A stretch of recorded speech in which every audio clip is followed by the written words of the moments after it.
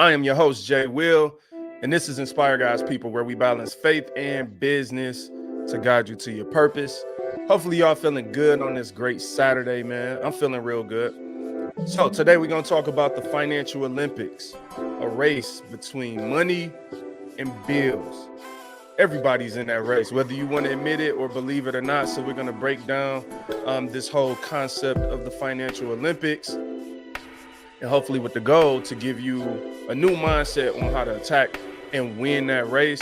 And then I'm going to share some notes and review of chapter 1 of Rich Dad, Poor Dad. That is a book that I read several years ago. I'm actually re-listening to it because I'm doing an audio book.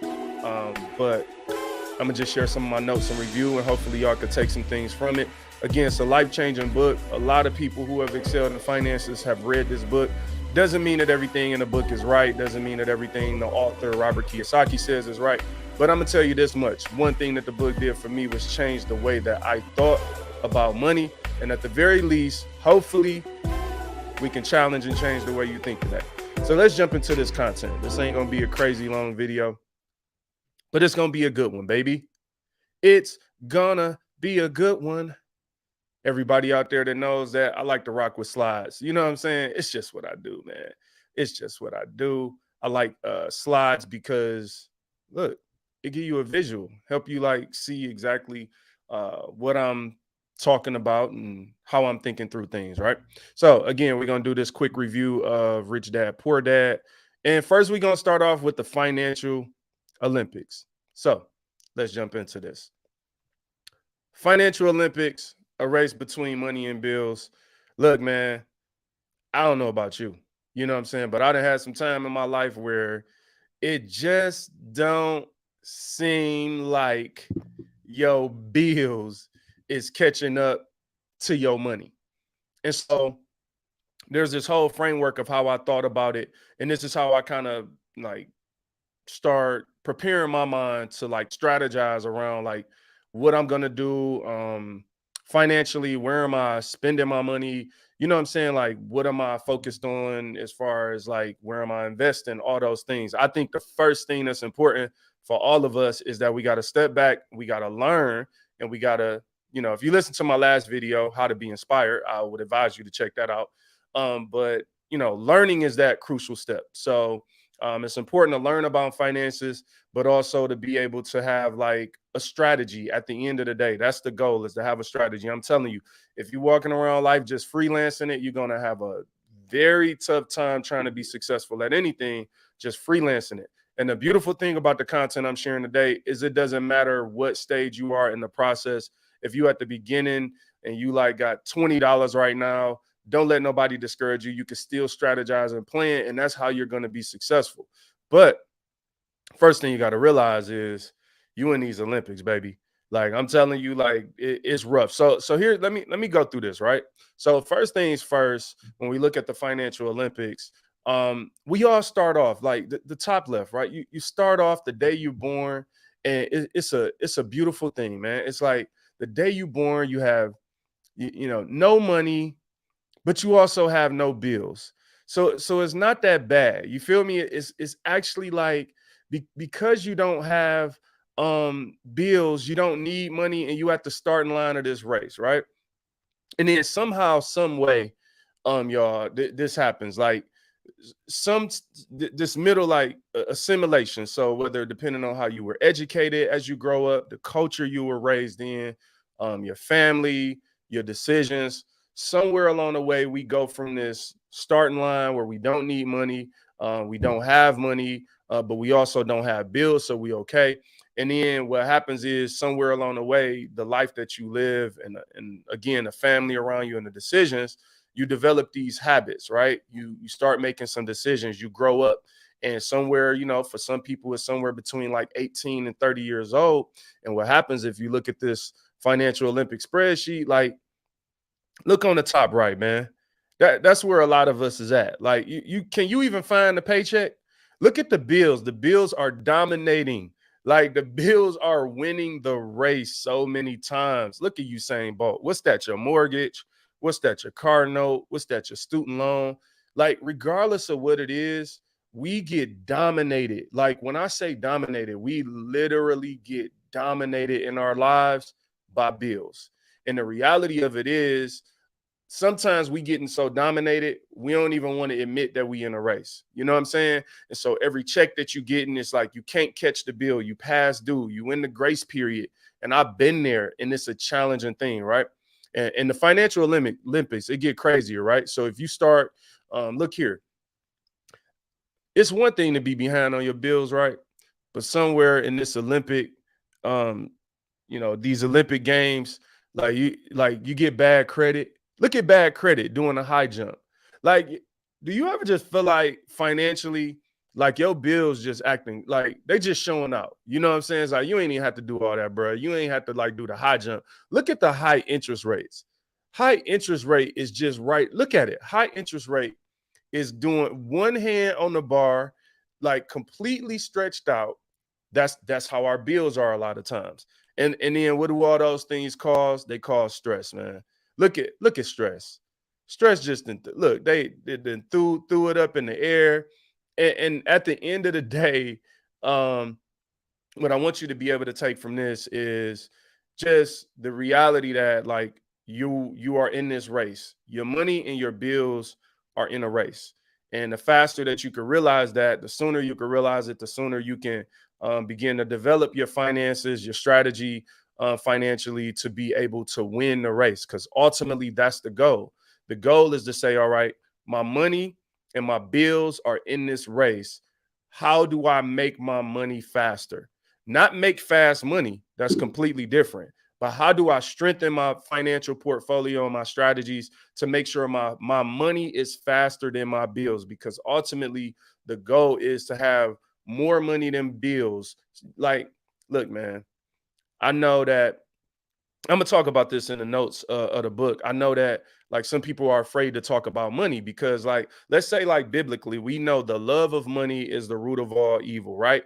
And that's why it's important to have the balance of like, yo, you don't have to love money, but we do have to realize that the reality of it is we live in a world where money is a tool and a resource, and it's the source of a lot of things that we do, right? So at the end of the day, all the most of the stuff you get in the mail, all them bills, they want money. You know what I'm saying? They don't want happiness, they don't want joy.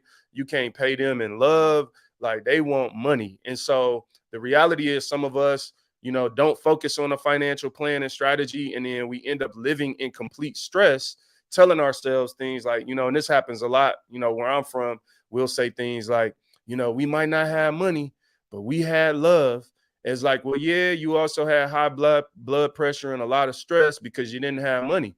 And love is important. It's more important than money. But at the end of the day, we got to stop making up these little cliches and idioms to make ourselves comfortable with not focus on having a financial plan and strategy, right?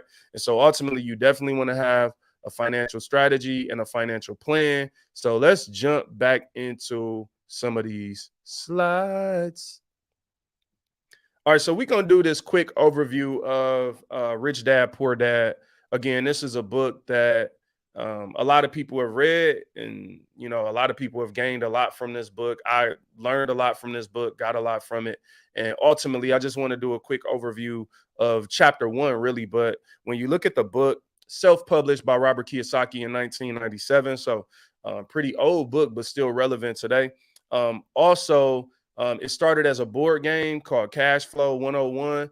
So that's pretty interesting. In 2006, Robert Kiyosaki's wife, Kim, wrote Rich Woman. I've never read that. I'm a man. You know what I'm saying? I'm sure it's a good book, but figured it would be something valuable for the people out there, the ladies out there who might want to hear about a rich woman.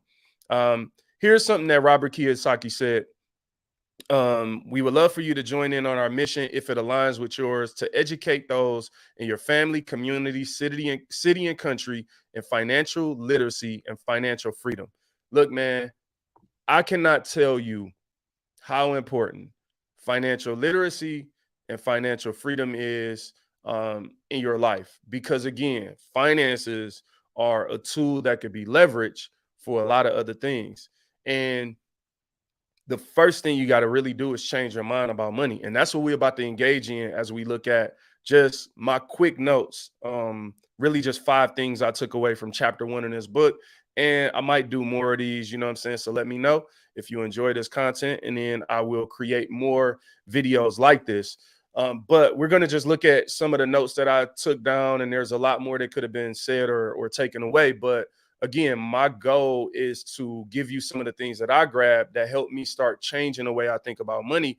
Because the reality of it is, like, I had to be honest, is that I didn't grow up financially literate. Now I grew up with a lot of great things, a lot of love, a lot of people around me, community. Like, I can't complain about how I grew up ultimately, but financial literacy was not a part of the structure that I grew up in. So for me, it was real important to start changing the way I thought about money, because what I really learned was, like, when you don't know, even the way you think about something is toxic.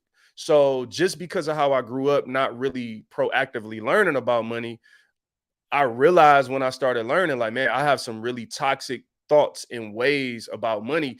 And just like many things, finances are not about how you feel.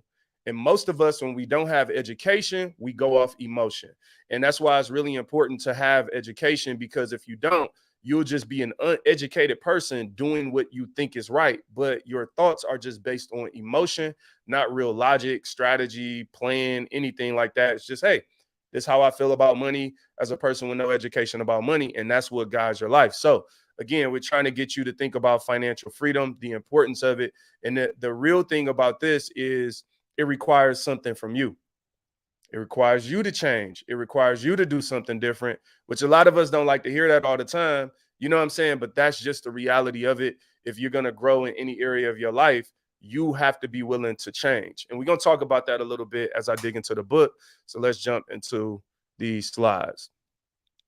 All right, this was from Robert Kiyosaki. He says, our formula was simple: have more cash flowing in every month from our investments than was flowing out in living expenses. And as simple as that sounds, again, we're talking about the financial Olympics and this idea of making your money faster than your bills. If we are honest, come on, man, just be real with me. I want you to be real with me. How many of us out there don't even consider this type of stuff every day? We're not even waking up thinking about how to strengthen our financial portfolio or our positioning or what's our plan. And again, it doesn't matter where you start. It doesn't matter where you work at. It doesn't matter what your education is. You have the ability. There's something in you that you can do to better your position and your situation. And the quicker you learn, the quicker you can turn it around. But if you sit back and complain or you wait on somebody else to save you, then you're probably going to be waiting a very long time. You feel what I'm saying? And so let's jump back into this, man. So these are my notes. Again, just some quick notes that I took from chapter 1 in reading Rich Dad, Poor Dad. So first things first, man. Let's see. The rich don't work for money. The poor and middle class work for money. Now, look, I know this is like really, like, just as a first thought, this book starts off really strong and breaking down this idea of, like, hey, rich people don't work for money. And I think, again, as a person, like, that thought challenged me when I first read this book, this idea that you don't work for money. And that was all I really ever knew, was to work for money.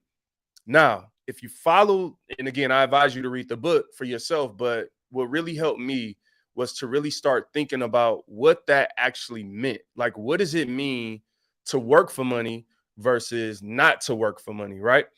And the thing about working for money is, just think about something as simple as clocking in. You give me 20 hours, I give you this amount of money, right? And that is the way that most of us, I speak for myself, that's the way that I was introduced to making money. That was the only way I ever really knew to make money in my life, was to have a job that pays X amount of dollars, and I give labor in exchange, or time in exchange, for money.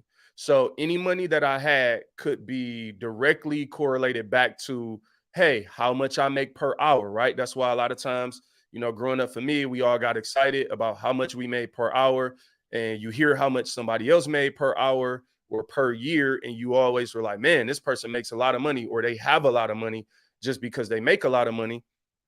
But there's a challenge in that entire thing, is that If the only way I know how to make money, and let me say this to you, regardless of how much money you make. Now, again, there are limitations to that. Maybe like, okay, if I was, you have these rare situations where you have athletes and entertainers that make so much money, right, that they can live recklessly. But there are even stories of them out there who've blown and lost multi-millions of dollars, right? So it's like, imagine being an athlete or an entertainer who had 40, $50 million and blew right through it because you never changed your mindset about money. You were always looking at the fact that, like, I can blow this money because if I go do another show, I make X amount of dollars a show. So it doesn't matter. I don't have to strategize. I don't have to plan. I could just spin, spin, spin. But then what happens, because life happens sometimes, when you can no longer exchange your time for money. You're no longer a hot artist, or you're an athlete and you broke your leg or your ankle. So you can no longer go out and exchange your time for money. For a normal everyday person, you're not an athlete to start off with. So it's very hard to make enough money to outpace your bills. And that's just your day-to-day bills.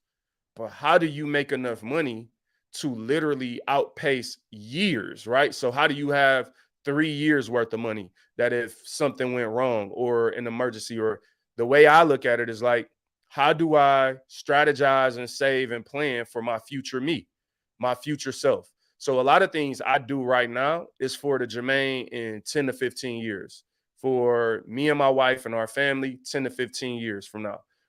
Everything that I'm doing, strategizing financially, is not just about right now.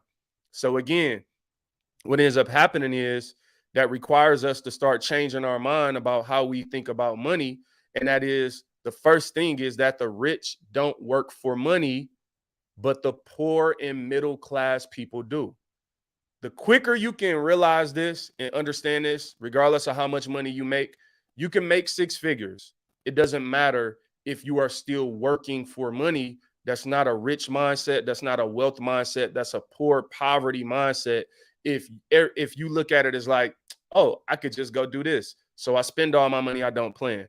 Biblically, I'm telling you, there are gonna be videos I'm gonna do about like the parable of the talents and the story of Joseph and different stories in the Bible that really show me that it's important to plan and strategize when you're talking about finances. You're not supposed to just, be greedy and gluttonous and waste everything and wasteful, spending and wasting money on things. You should really have a plan and a strategy.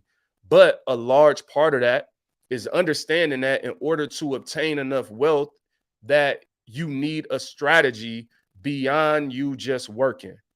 And I know that's challenging for a lot of us because our goal is just to, make a certain amount of money. So let's jump to the second thing.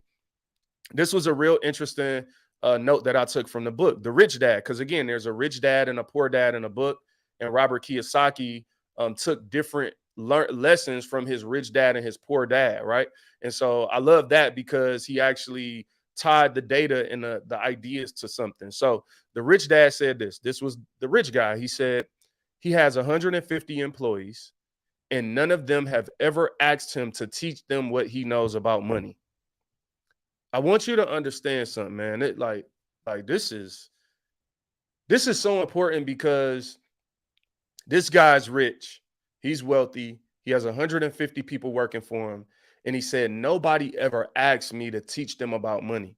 Now, look, I'm not him. I'm not at his level. I'm still in my journey. I'm still learning, just sharing with y'all as I'm learning and growing along the way.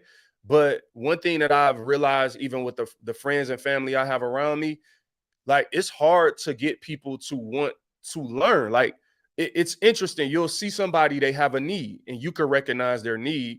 And this person has watched you overcome the same thing they're dealing with, but they never have asked, like, yo, teach me about this. Because like I talked about in another video, learning requires effort and energy from you. What most people want from rich people is their money. But the real asset that rich people have is what they know. And so I've met and sat with various mentors who are wealthy. And one thing I've learned about wealthy people is they're not trying to give you their money, but they gladly will give you what they know about money, which will be more valuable to you. Because if you just get money from people, then you're just going to go out and misuse and abuse it. And unfortunately, that person has worked really hard for that money. And because you haven't worked for or grown or learned yet, you're just going to misuse and abuse their money, which is going to hurt them because they worked hard for it. And it's going to hurt you because all you're going to do is need money from that person again. And then eventually their well is going to run dry because they're just giving you stuff, right? Versus if you know somebody with money, don't ask them to borrow money. Ask them, can you have some knowledge? And that's the thing about it. The money might have to be borrowed. You might have to give it back, which is going to be challenging because 9 times out of 10, you need the money because you don't know how to make the money. And so when we go out, it's just like going out and getting a loan or, having your credit card maxed out. There's a reason you need it to max out the card is because you don't know how to generate that type of revenue. And so you end up being stuck in this cycle. But if you go and get knowledge, you don't have to give it back. People who have knowledge freely give it a lot of times, and it's a beautiful thing. You feel what I'm saying? All right, so let's jump back into it. So he said these people never asked him for money, never asked him to teach about money. But what they did do, they asked for a job, they asked for a paycheck, but they never asked to learn. You know what I'm saying? It's like, hey, man, hook me up with this job or hook me up with that. And again, more money a lot of times, and this is also from the book, more money for most people just equals more debt. Because let's be real about what we do the moment that we make a couple dollars. It's just like tax season. I see this all the time, right? And, look, in the community I come from, y'all see it on Black Twitter and all that, all our timelines around tax season. It's just a bunch of jokes about how people are going to blow their money. But the problem with it is, it's not that the jokes ain't funny, it's that the jokes ain't jokes. It's real life. It's people that literally do that. And so ultimately, the problem that I have with a lot of it is that you have people that are constantly, in a pattern. And it's insanity when you do the same thing but expect different results. And we constantly live in a life where we just want to make enough money to get to next tax season or to the next profit sharing check or something. And the problem with that is your money will never become faster than your bills living like that. Why? Because Christmas comes up every year, and y'all know how we do. You got to get your kids everything they want for Christmas, not everything they need. It's kids out here that don't have bank accounts but got a PS5, and that's a problem. It's not that it's a problem to have the PS5, but that we got to learn how to prioritize and say, look, for our financial strategy this year, man, you might just be able to get $50, right? But we put you $400 in a bank account for when you graduate high school or when you need something for prom or your first car, because we're planning and strategizing for the future. We're not just stuck on today. And you might be mad at me today for not buying you a PS5 because all the other kids have one, but you'll be really happy in 5 years when you're the one getting a car that's paid for with the money that we planned for when you were 8 years old or 9 years old. Why wait until you're 16? We know you're going to turn 16, God willing. We know we're going to need some things. Why wait? Let's make our money faster now. So one of the ways that we do that is realizing that it's bigger than a job or a paycheck. All right, we got 2 more on there and I'm out of here. Number 4, if you think I'm the problem, then you have to change me, which you can't. You can't control that. Can't control me, right? But if you realize you're the problem, then you could change yourself. Look, y'all, I think this is super important. And a lot of us are, walking around waiting for someone else to save us.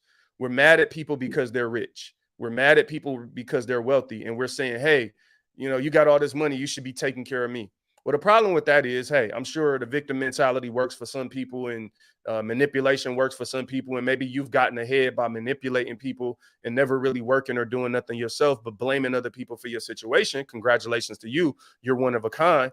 But the problem with that is that most times, more than not, for people, if you're blaming other people for your situation, then you got to wait on them to want to help you. And that's a tough place. Like for me, I don't want to live a life where I'm waiting for you to come and save me. Now, that's not the same as like, hey, if you meet a brother or a sister in need, you see someone on the side of a road that need a coat in the rain. That doesn't mean you don't give them a coat, but that person is in a tough situation. That's not what we're talking about, being in an inconvenient, tough situation. We're talking about cycles and people who are constantly in those situations and that have money have flowed through and touched their hands, and they never actually changed and did the right thing. They just continue to abuse the finances that they get. So be real with yourself about the situation you're in. If you're in a situation where you just need help or you're in a hard time, yes, people should be there to help you, family, friends, whatever it may be. Even still, if we being honest, you're at the mercy of other people wanting to help you, and you got to go to them with some story and all these things.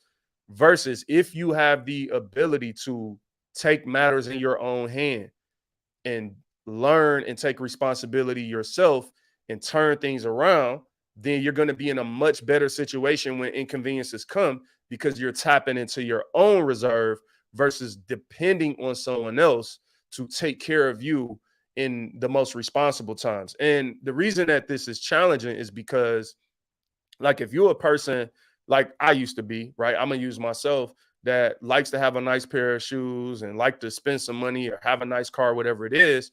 Well, I had to learn how to prioritize. I learned how to say, there's nothing wrong with having a nice car. There's nothing wrong with having nice shoes, but the bills got to get taken care of first. The responsibilities have to get taken care of first. The savings have to get taken care of first before I buy the shoes. The shoes should be the last thing I buy. And the problem with a lot of us is that the thing that we don't need is the first thing that we buy, right? But again, we don't want to blame other people. We want to get to the point in our lives where we can understand and realize that, hey, it's not their fault. This is me. Number 5, and this is where I'm going to end the video and the thought. And it is the fact that the avoidance of money is just as psychotic as the attachment to money. So I want y'all to think about this. The avoidance of money. A lot of people will avoid money. You feel what I'm saying? Like, you'll live in a life where you make excuses to avoid money, at least healthy money. Nobody avoids a quick lick, a hustle, or borrowing something, or a stimulus check. Nobody denied the stimulus checks. Like, you wanted it, right? But people avoid money as it relates to responsible financial literacy. We avoid that. And the problem is, you're living in a life. Remember the financial Olympics. I might need to go back to that slide. Let me go back to the financial Olympics slide, because I think for a lot of us, we are struggling to be honest with ourselves about the reality of it, right? So we need to go back to this slide. The financial Olympics. You are in the financial Olympics. There is a race happening between your money and your bills. And what we're trying to make sure is that you are prepared to win the race. We need to be prepared to win this race. Your phone bill not going to stop coming. Your mortgage or your rent ain't going to stop coming. Your transportation, that bill ain't going to stop coming. You need food. You need clothing and shelter. All these things, we know they're coming.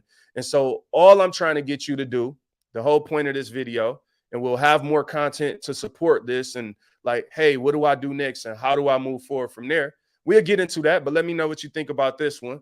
You know what I'm saying? But ultimately, the goal is to start reshaping the way that we think about money. Okay? That's the challenge today. It's as simple as saying, hey, how do I think about money? How should I be thinking about money? What do I need to do differently? Like, what do I need to change about my approach? And moving forward, we're going to start looking at the biblical foundation to a lot of these things, because I think a lot of Christians in particular like to make ourselves comfortable, because we lean and hang on one scripture. The love of money is the root of all evil. And so then we tell ourselves, hey, we avoid money because the love of money is the root of all evil. So we tell ourselves ultimately that, hey, I'm going to make myself comfortable being broke because I'm a believer. Ashley May, what's up? Good stuff. I don't know. You know what's crazy? I see that comment, but I don't see who you are replying to. So thank you, Ashley, for commenting. And I don't know what Jessica Donja said or if she shared it, but shout out to Jessica, because I can't see that comment. Unfortunately, for some reason, I can't see all of the Facebook comments. I just want y'all to know that. So people, when y'all talk on Facebook on my videos, I don't see it until after the broadcast. So if I skipped over something you said, charge it to my, what is it, the head, not the heart? Charge it to the right one, not the wrong one. But ultimately, y'all, look, we got to change how we think about money.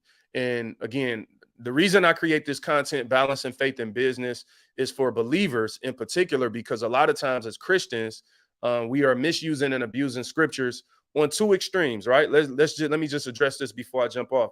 Number one, we got a lot of Christians that make excuses to chase after money and make everything about money. And and really, it's not a godly approach. And that's why, look, I'm not patting myself on the back or anything, but the content that I create is about the balance of financial literacy. It's not about showing people money. Like, that's why I don't show anything. Like, you don't know if I'm broke or where, but I'm not broke, because I wouldn't have this level of information if I was broke. But at the end of the day, like, I'm not claiming to be anything. I'm not trying to sell you based off showing you money or showing you cars or different things.